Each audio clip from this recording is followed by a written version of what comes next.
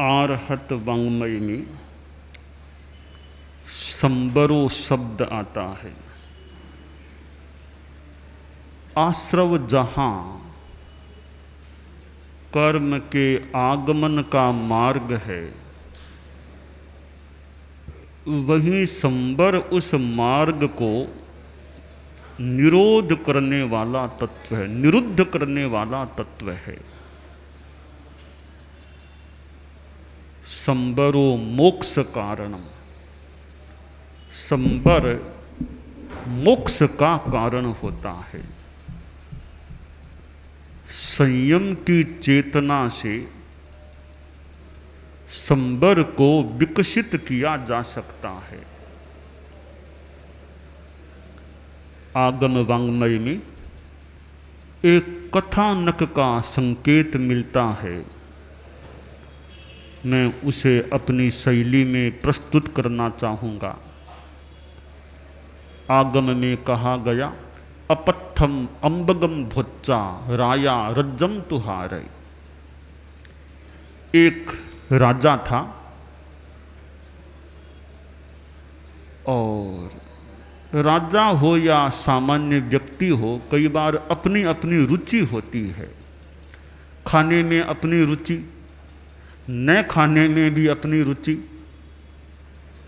और रहन सहन की अपनी रुचि, कौन सा कपड़ा पहनना इसमें भी अपनी रुचि, कहाँ क्या चीज़ देखने जाना, किन लोगों से मिलना, किन लोगों से नहीं मिलना, इनमें कई बार अपनी अपनी रुचि होती है। और रुचि में सबके समानता हो यह भी आवश्यक नहीं, प्रायः संभव भी नहीं लगता। मुंडे मुंडे मतिर भिन्ना, एक एक दिमाग में मानो अलग अलग कई बार मतियां होती हैं। तो उस राजा को खाने में एक रुचि थी, आम मैंगो खाने का बड़ा शौक था। उसे आम चाहिए, आम का रस भी चाहिए, आम की फाड़ी भी चाहिए, सुबह भी आम चाहिए, शाम को भी आम चाहिए, मध्याह्न में भी आम चाहिए। और बहुत मस्ती से, रुचि से राजा आम खाता। हमारे शरीर में जो बीमारी होती है उसमें मुख्य कारण तो मेरे चिंतन के अनुसार अपना भाग्य होता है, अपने कर्म होते हैं। देखिए, कई लोग खान पान का ध्यान रखते हैं, फिर भी कभी कभी तकलीफ हो जाती है। कई लोग मस्ती से खाते हैं, इतना कोई परहेज नहीं, फिर भी मजे से जीवन जीते हैं। तो ये खान पान स्वास्थ्य के संदर्भ में कुछ अंशों में तो भूमिका अदा कर सकता है, पर कई बार खान पान भी तब भूमिका अदा करता है जब भाग्य का योग साथ में हो। भाग्य नहीं है, सातवेदनीय का योग नहीं है, आप कितना ही पथ्य परहेज कर लो, तकलीफ आपको या हमको, किसी को भी पानी पड़ सकती है। और संयम का आत्मा की दृष्टि से बड़ा मूल्य है। एक तो आदमी संयम करे मात्र स्वास्थ्य के हिसाब से, वह भी उपयोगी हो सकता है। एक आदमी संयम करे साधना की दृष्टि से कि मेरे खाद्य संयम होगा, इसलिए मैं इन चीज़ों का वर्जन करूँगा, त्याग करूँगा। यज्जीवस्योपकाराय तद्देहस्यापकारकम, यद्देहस्योपकाराय तज्जीवस्यापकारकम। कई बार जो पदार्थ शरीर के लिए उपकारी होता है, वह पदार्थ जीव आत्मा के लिए अपकारी, अहितकारक हो सकता है। और जो आत्मा के लिए उपकारी चीज है वह कई बार शरीर के लिए अपकारी हो सकती है। हम तपस्या करें, अब तपस्या करना जीव के लिए, आत्मा के लिए लाभदायी, शरीर उससे कृश, दुर्बल, शक्तिहीन भी पड़ सकता है। और खूब अच्छा खाना कई बार स्वास्थ्य के लिए लाभदायी भी हो जाए, पर भोग है, आसक्ति है, तो आत्मा के लिए वह नुकसान भी हो सकता है। खाकर खराब नहीं होना चाहिए। आदमी को खाकर खराब नहीं, न खाए तो फिर भी कुछ तकलीफ आई तो आगे, खाकर के खराब नहीं होना चाहिए। खाकर खराब तीन चीजें होती है। खाकर खराब तीन चीजें होती है। कैसे होती है? देखो कि कोई मनोज्ञ पदार्थ आ गया आपके सामने या हमारे सामने, एक ही बात है, गलती किसी से भी हो सकती है, साधु से भी हो जाए, प्रमाद गृहस्थ तो प्रमाद कर ही सकता है, हो सकता है। मनोज्ञ पदार्थ हम एक बार आपको ही ले लें, साधुओं को छोड़ दें। आपके सामने मनोज्ञ पदार्थ आ गया,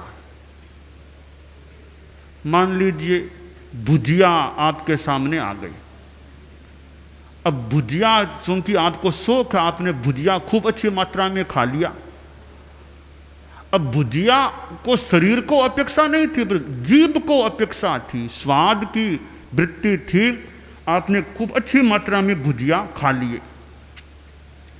अब खाकर खराब होना, खाकर खराब तीन चीजें होती है। पहले क्या हुआ, आपने खाया है तो आपने अनावश्यक खाया, वो वस्तु खराब हो गई। और किसी भूखे के काम आता तो बेचारे का पेट तो भरता, आपको जरूरत नहीं, फिर आपने खा लिया, वो पदार्थ अंदर जाके वो तो मल आदि में बदलेगा, तो वो वस्तु खराब हो गई। अनावश्यक खा लिया तो वस्तु खराब हो गई। पहली चीज है वस्तु का खराब होना। दूसरी चीज है, आपने ज़्यादा खा लिया तो कहीं आपका शरीर भी खराब हो सकता है, पेट में दर्द हो जाए, वायु हो जाए, या पेट में अफारा आ जाए, काम करने में मन न लगे, शरीर भारी सा लगे, तो खाने से आपका शरीर भी खराब हो गया। तीसरी बात, आत्मा खराब होती है। स्वाद वृत्ति से आपने खाया तो आपके आत्मा के कर्मों का बंद हो गया, तो आत्मा भी खराब हो गई। तो खाकर खराब नहीं होना चाहिए। खाकर खराब तीन चीजें होती है, वस्तु खराब होती है, शरीर खराब हो सकता है, आत्मा खराब होती है। तो कहीं न खाएं तो इतना ही है ना, थोड़ा शरीर में कमजोरी आएगी, न तो वस्तु खराब हुई न आत्मा खराब हुई, दो तो हमारे बच गए। एक शरीर थोड़ा कमजोर भले हो तो हो जाए। तो आदमी को खाकर खराब नहीं होना चाहिए। यह एक आदर्श वाक्य है, अच्छा सूक्त है, अच्छा वाक्य है कि खाकर खराब न हो। राजा आम खाने का बड़ा शौक, ज्यादा मात्रा में आम खा लेता था। और चूंकि राजा था तो कोई कमी तो थी नहीं व्यवस्था में। 12 महीने ही राजा के लिए आम उपलब्ध रहता था। बोले कोल्ड स्टोरेज में किसी प्रकार हो, आम की व्यवस्था राजा के लिए तो सेवक लोग कर ही देते थे। 12 मास आम उसको मिल जाते। संस्कृत में तो कहा गया है अति सर्वत्र वर्जयेत, कि अति सब जगह ही छोड़नी चाहिए, अति नहीं करनी चाहिए। खाने में अति करो तो भी अच्छा नहीं, किसी को अति सम्मान दोगे तो भी अच्छा नहीं, किसी का अति अपमान करोगे तो भी बढ़िया नहीं, अति बोलोगे तो बढ़िया नहीं, अति सोचोगे तो भी नुकसान कहीं हो सकता है। तो अति नहीं करनी चाहिए, यह सामान्यतया सूत्र अच्छा है। कोई आम खाने का निमित्त बना या और कोई कारण बना, राजा बीमार हो गया। राजा बीमार हो जाए तो एक राज्य में थोड़ी चिंता की सी बात हो सकती है कि हमारे राजा महाराज, राजा जी बीमार हो गए हैं। एक राजा स्वस्थ है तो वह कईयों को संभाल सकता है। राजा खुद अक्षम या अस्वस्थ हो जाए तो थोड़ी समस्या हो सकती है। हालांकि राजा के पास भी मंत्री आदि हों तो वो काम देख सकते हैं, परंतु कभी कभी और मंत्री आदि की व्यवस्था न हो तो राजा के अक्षम या अस्वस्थ होने से राज्य के संचालन में कुछ कुछ कठिनाई पैदा हो सकती है। तो राजा बीमार हुआ तो राज्य में चिंता व्याप्त हुई कि हमारे महाराज बीमार हो गए हैं। जगह जगह से संवाद कि क्या हुआ, स्वास्थ्य कैसे, स्वास्थ्य कैसे। मंगल कामनाएं प्राप्त होती कि राजा जी जल्दी स्वस्थ हो जाएं। उपचार की व्यवस्था पर बहुत ध्यान दिया गया। कई वैद्य लोग आए। एक अच्छा अनुभवी वैद्य आया, राजा के पास बैठा, राजा की नब्ज को देखा और वैद्य ने कहा, महाराज बीमारी मेरी पकड़ में आ गई है, ऐसा मेरा विश्वास बोल रहा है और मैं आपको दवा बता रहा हूँ, दवा की व्यवस्था मैं दे रहा हूँ। एक पुड़िया दवा लेनी होगी, बस एक ही पुड़िया, दूसरा पुड़िया नहीं, एक ही पुड़िया आपको लेना है। और परहेज का ध्यान जरूर रखना होगा हमेशा के लिए। यह बीमारी 1 सप्ताह के भीतर भीतर जड़मूल से चली जाएगी और वापस यह बीमारी कभी होगी नहीं, यह मेरा दावा है, गारंटी है।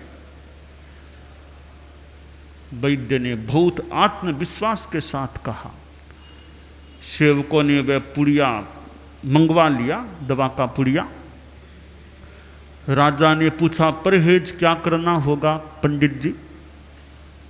वैद्य बोला, महाराज परहेज एक ही चीज का करना होगा। यह आम हमेशा के लिए आपको पूर्णतया छोड़ना होगा। आम बिल्कुल भी मुंह में नहीं आना चाहिए। ठीक है वैद्य जी, ध्यान रखूंगा मैं।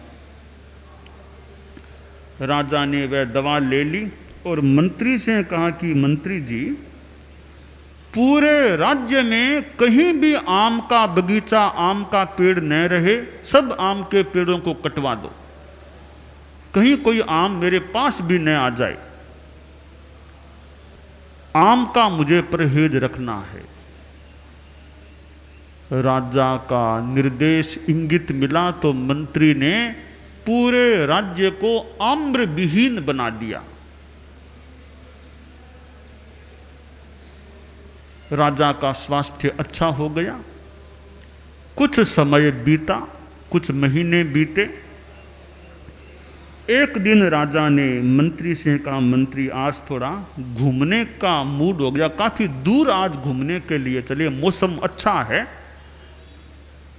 और मेरी इच्छा है कि एकदम पैदल चलेंगे आज, कोई रथ साथ में नहीं होना चाहिए और ज़्यादा भीड़ भी मत करना, बस मैं और तुम दो ही दो आज निकलेंगे।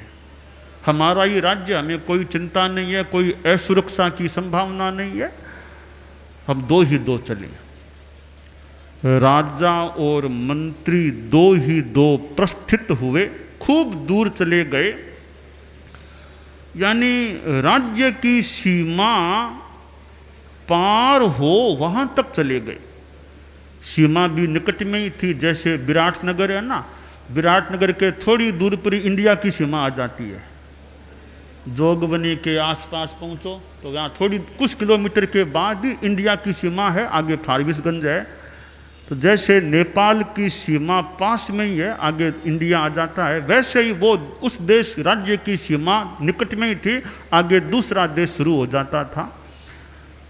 तो राजा वो अगला राज्य पड़ोसी और मित्र देश ही था तो उसमें भी चला गया और वहां पहुंचने के बाद राजा ने कहा, मंत्री अब तो थकान आ गई है, कुछ विश्राम करना होगा, कोई जगह देखो कुछ आराम हो सके। मंत्री बोला महाराज थोड़ा सा आप पीछे लौटें, कोई जगह मिल जाएगी, वहां रुकेंगे।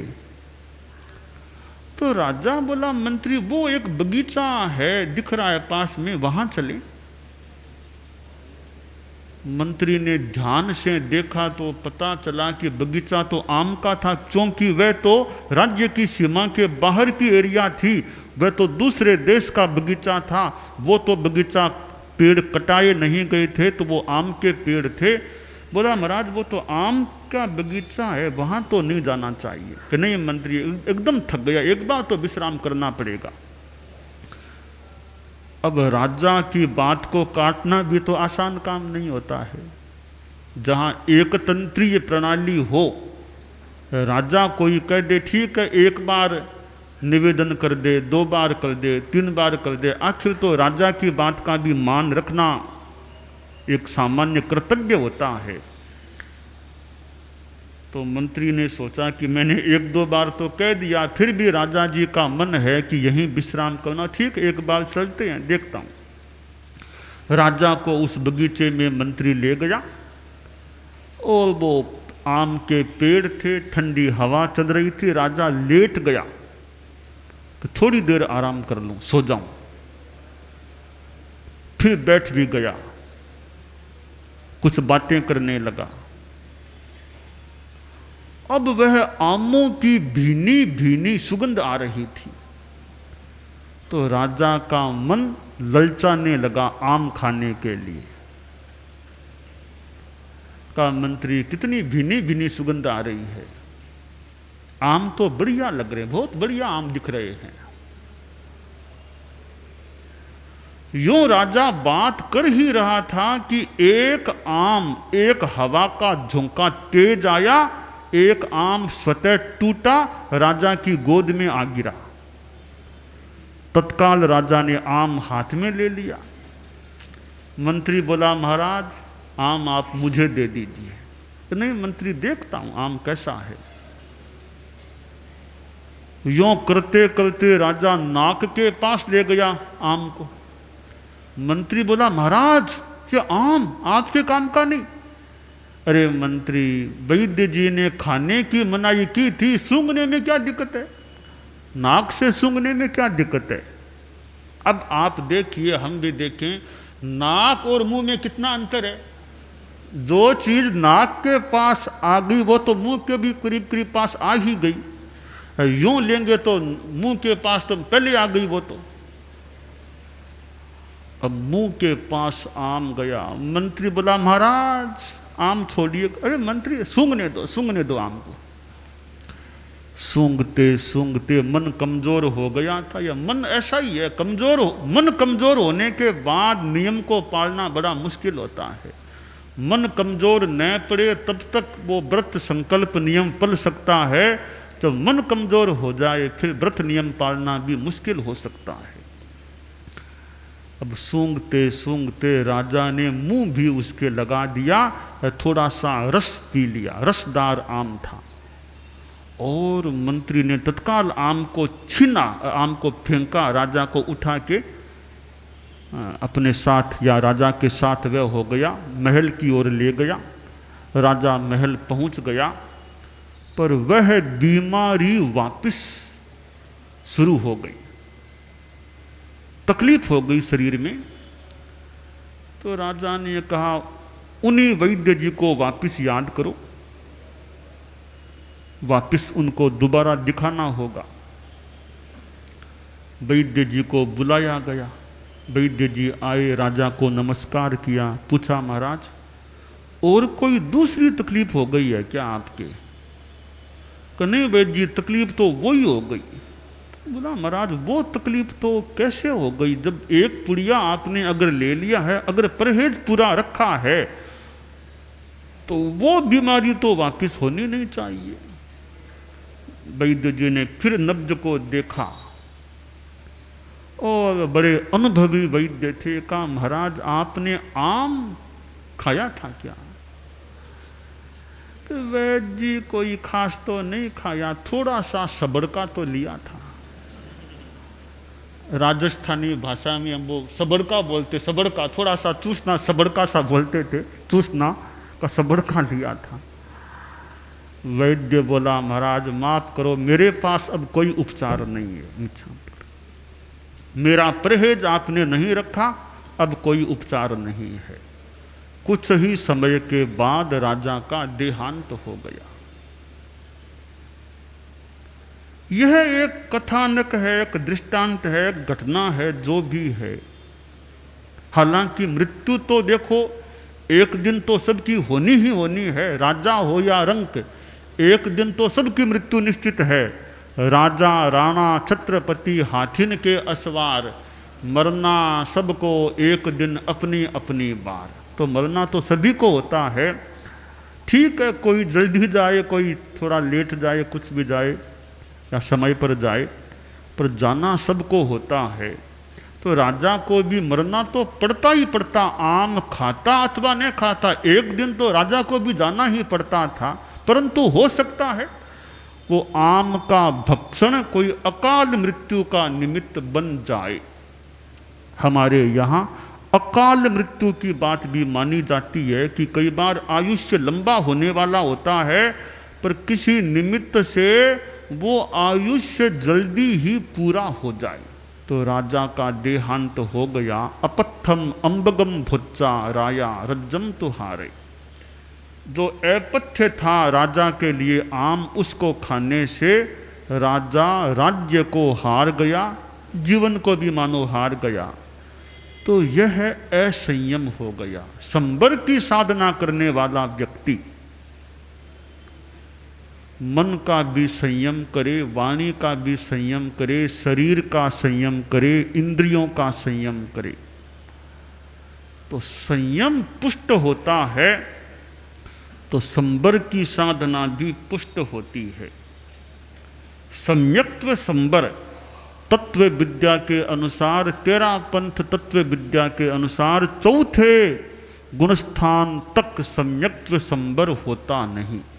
चौथे गुणस्थान के बाद पांचवें गुणस्थान से सम्यक्त्व संबर शुरू होता है। और सम्यक्त्व की प्राप्ति कितनी महत्वपूर्ण है।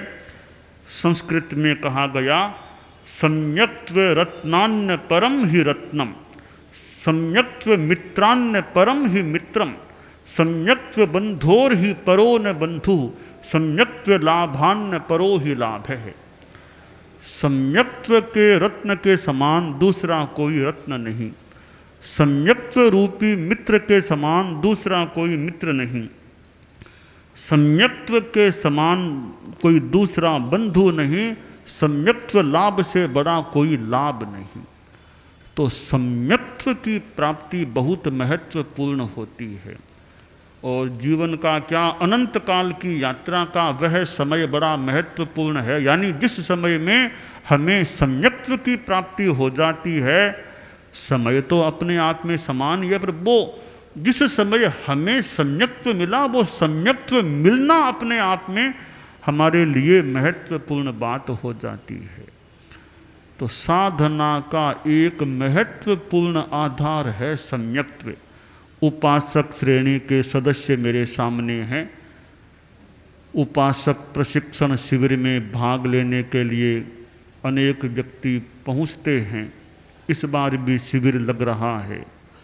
तो उपासक उपासिकाएं स्वयं के सम्यक्त्व को भी निर्मल रखने का प्रयास करें और दूसरों के सम्यक्त्व को निर्मल रखने में या दूसरों को सम्यक्त्वी बनाने में भी अपना योगदान देने का प्रयास करें। यह काम्य है। क्योंकि सम्यक्त्व रत्न हम किसी को प्रदान कर दें, किसी को हमारे कारण से मिल जाए, तो एक बड़ी अच्छी आध्यात्मिक सेवा हो जाती है। तो हम संबर की साधना करें। आज के वक्तव्य में मैंने संयम संबर पर कुछ प्रकाश डालने का प्रयास किया है।